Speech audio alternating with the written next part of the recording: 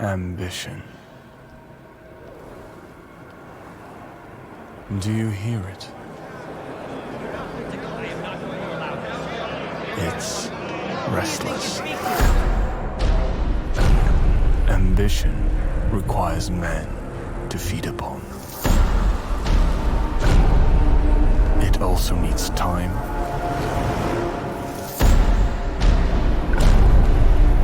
direction,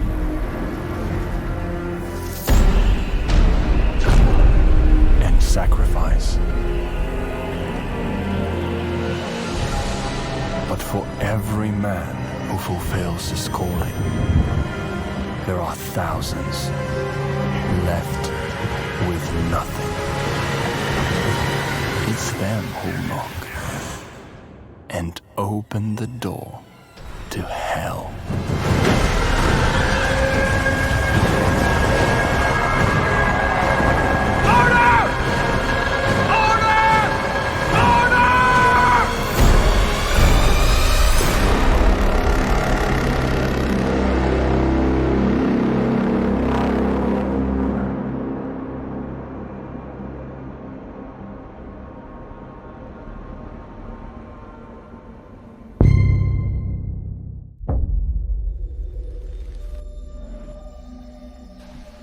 Hey everyone, my name is Leo and I'm the lead developer of a new action-adventure game Ferocious.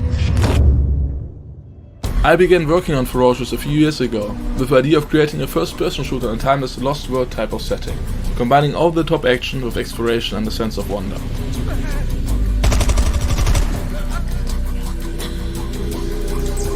We were always inspired by mysterious places frozen in time that you may have seen in movies like King Kong and Jurassic Park. We aim to marry the setting and its unique gameplay opportunities with classic first-person shooter mechanics, similar to early installments of franchises like Far Cry and Crysis. The flexibility of the Unity engine allows us to create unique solutions to some of the environmental features, such as custom water effects and realistic vegetation. We use a mix of photo-scanned and handcrafted assets to create a world both scary and beautiful. However, there are some things waiting for you in the jungle that we couldn't find any real-world references for. So we had to improvise.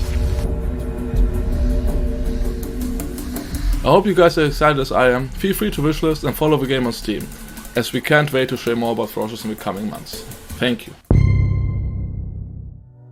You became an astronaut because the cosmos terrifies you. No, because I want to understand it someday. Or at least find as many answers as possible.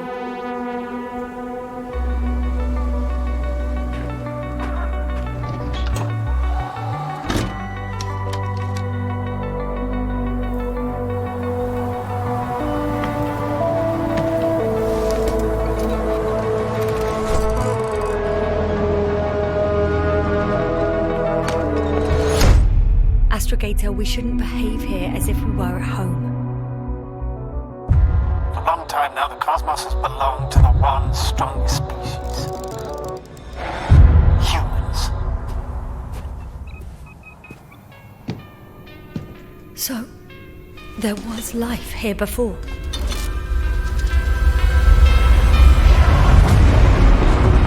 Everything that happened here overwhelms me. Not every mission ends in success, Doctor. We have to save what we can. Save you. What is there to understand? We have to destroy it.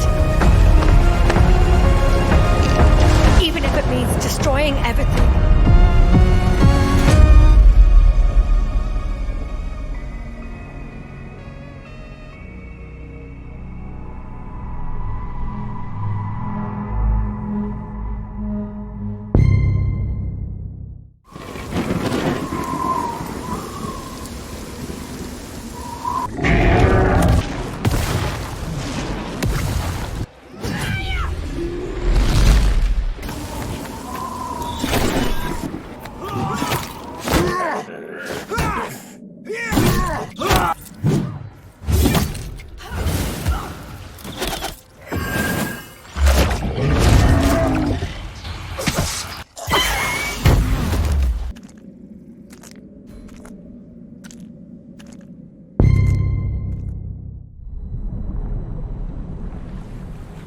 There's a city you see when you close your eyes.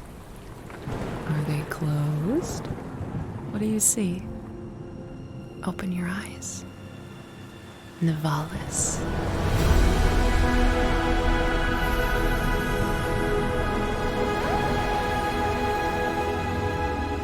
Maybe you've been here before. That was just a dream. Now, it's time to come home. This is your apartment. The sounds of the nightclubs nearby are the heartbeat of the city.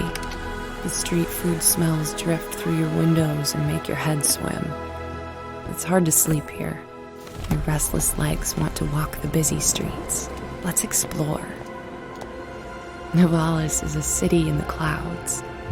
But you can't make a rainbow without a little rain. Like most things in life, it's best to start at the bottom and work your way up.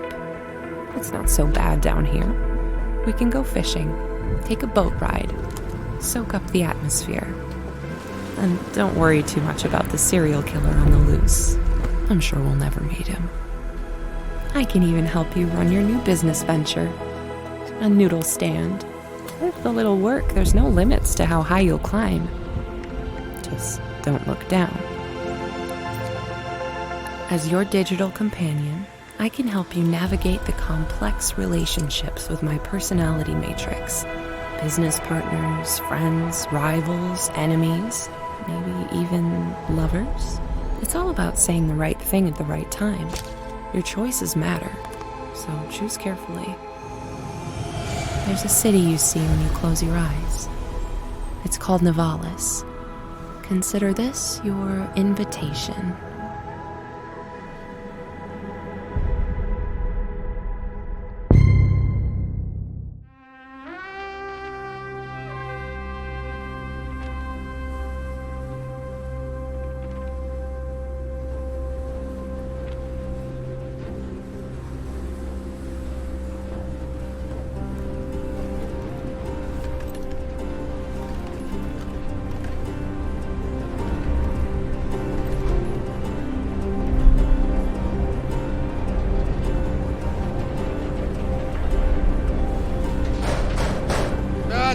До прибуття. Чую.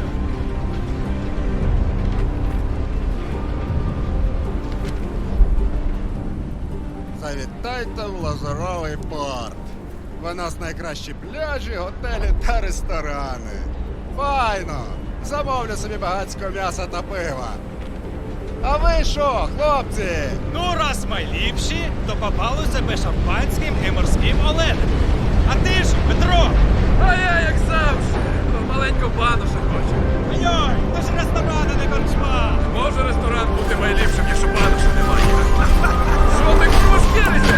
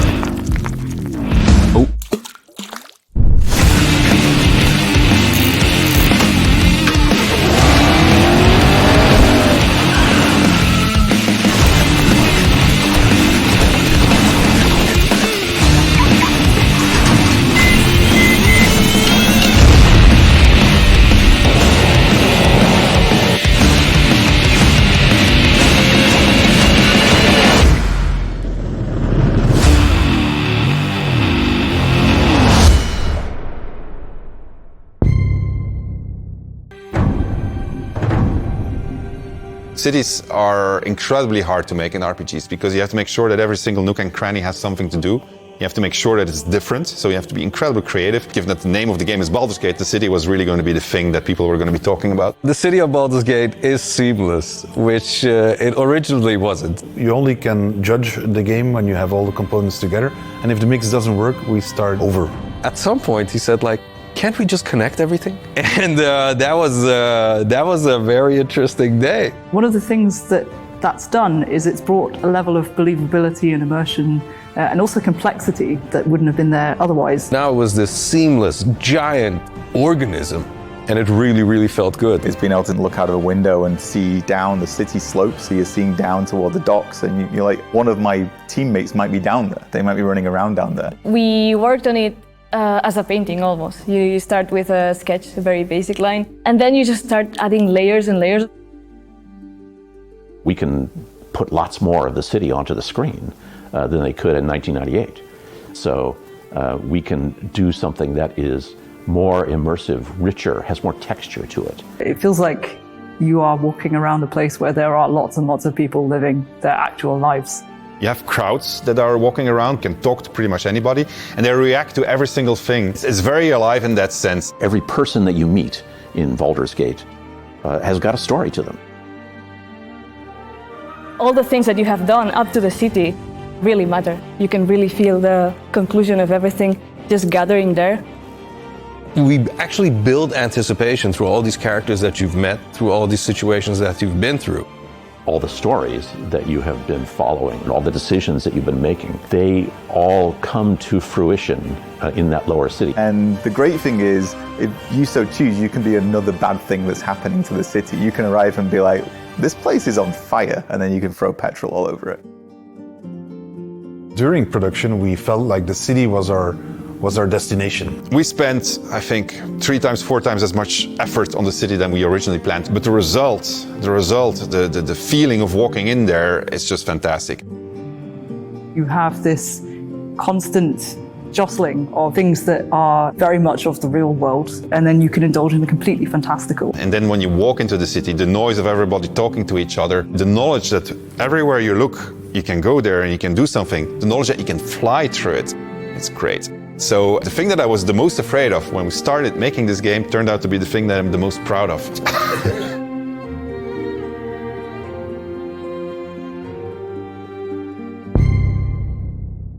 You seriously don't have any signal? Not even one bar, there's nothing. I can't get So, I forgot to mention, there's like a super weird, scary thing getting around inside the rift. The hell was that, a bear? Have you ever heard a bear sound like that before? I've never seen a bear before. You guys look lost. Come on. You'll freeze to death out here. I suppose you're looking for the lodge. Here, take this. I call it the atomic space shifter. If anything goes wrong, not that it will, I can pull you back out. A lot of folks have come up here looking for answers. It's weird. It's like time runs differently here. Guys, I think I got something.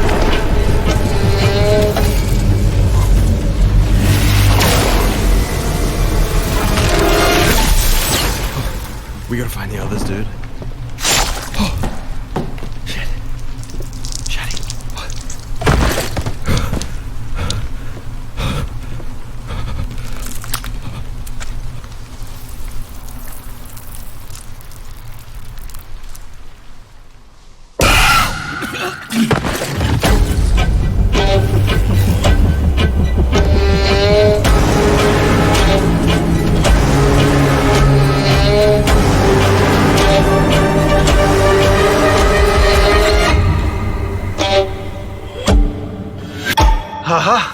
I can't believe it worked.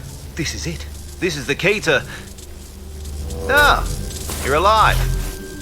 Ready to go back in?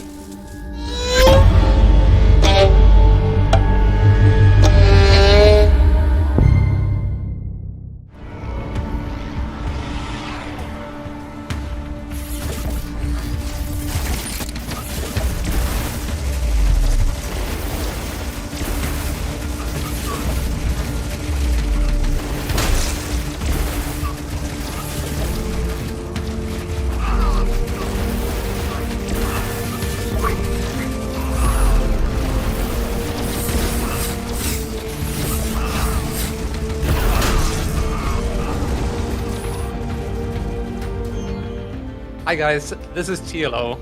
Obviously played RTS my entire life, so it's been a real privilege for me to be one of the first people to try out Stormgate.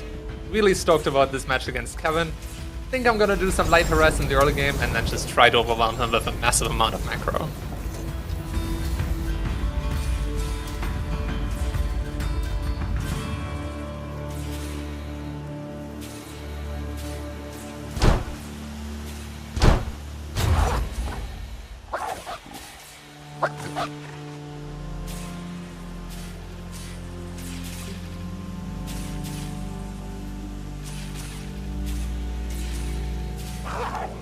Hi, my name is Kevin Monkdong, and I work on gameplay and balance on Stormgate.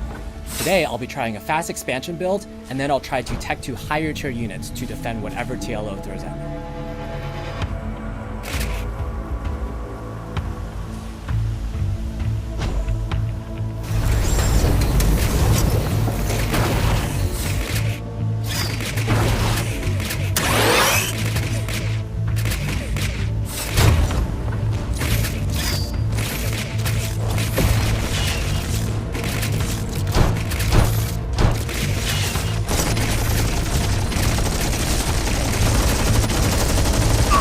He did a lot of worker damage there, so I'm at a pretty bad economic disadvantage. I'm gonna have to try some really sneaky tactics, maybe getting an upgrade TLO isn't familiar with, perhaps maybe even luckily creepjacking him.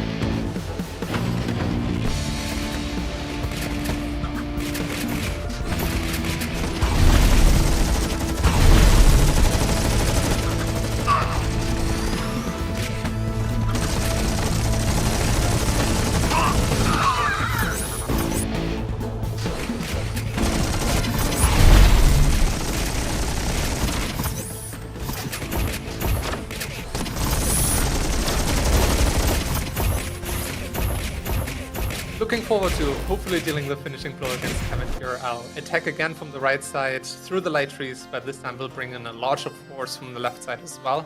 And I think I'll be able to out-micro him here. He has a more static mech army, I believe, and my bio unit should be able to touch all the tech shots, get in there, and have a pretty smooth path of attack here.